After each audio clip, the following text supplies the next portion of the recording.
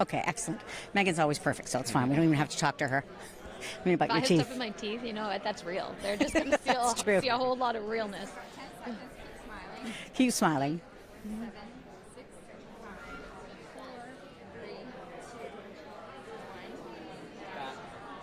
Hi, Facebook. Skating PJ here. PJ Kwong, along with 2-time world champions and 7-time national champions, Meagan Duhamel and Eric Radford. Thank you so much for joining me. Hey, PJ. Hello. Hi, Facebook. Okay, guys, if you want to send in your questions, I'm going to try and find them here on my device. But in the meantime, I want you guys to tell me, what was it like to win a 7th national title, which is a record for number of national titles? Megan, I'm starting with you.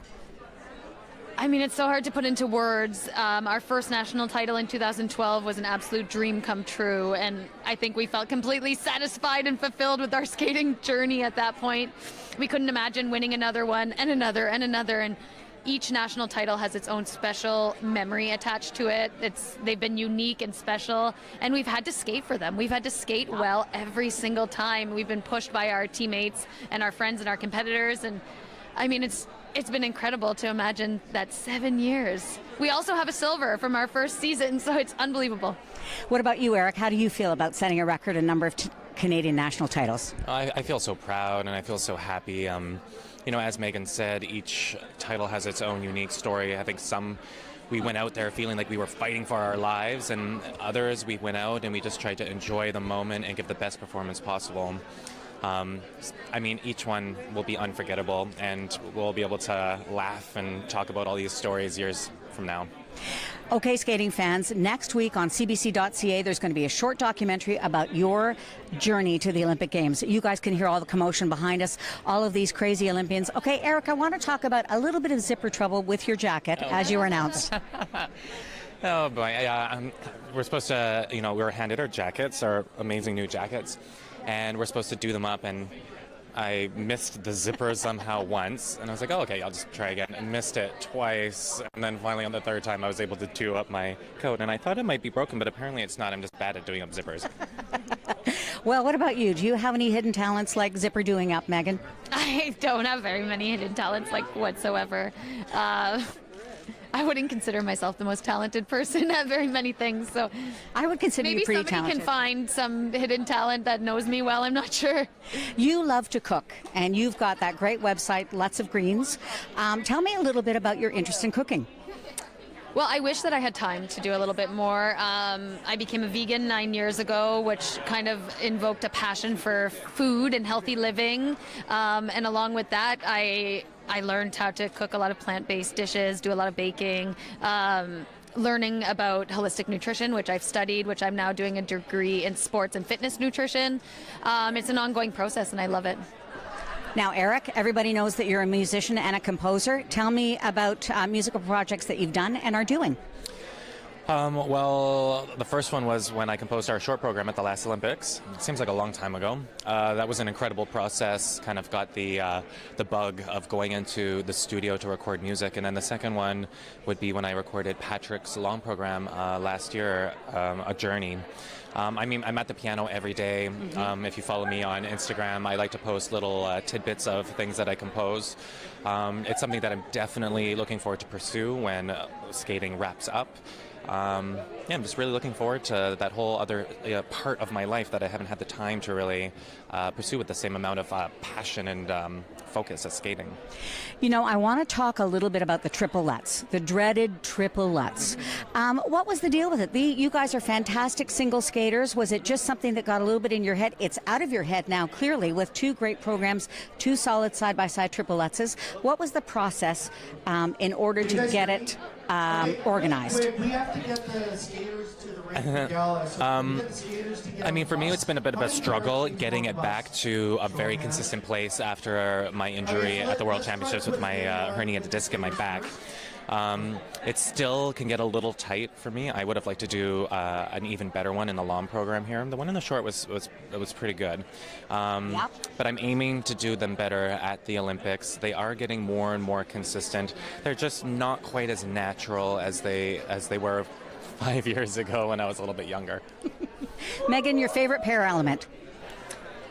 I really like doing throws and side-by-side spins. My least favorite is doing a triple twist. Now, why? I'm actually really scared of triple twists. I'm not sure if it's ingrained in me from our earlier mistakes early in our careers when Eric and I had a little bit of an accident. But I learned a triple twist at a later age, and I've just never gotten quite content and comfortable with it.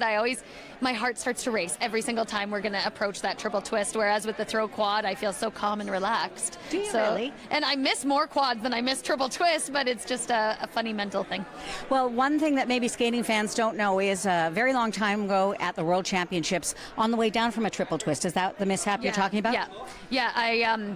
The triple twist didn't get quite enough height, so I was finishing my rotation still when Eric had to catch me, and I hit him in the nose. And it had happened before in practice. It had also happened, of course, when you're learning a triple twist. You have a lot of accidents like this.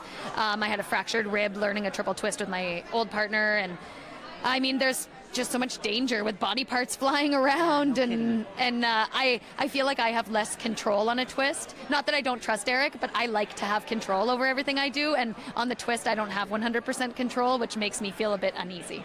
Okay, guys, Facebook fans out there, you know that you can leave us questions in the comments field here underneath the video, so make sure you do that, because we've only got a few minutes left with these two world champions and Pyeongchang, Korea contenders. Okay, I saw you guys take a picture with a great big huge dog that was here. You're both animal fans. Fans come in all shapes and sizes. Do you have any crazy fan stories? Or exuberant fan stories? We have some incredible fans.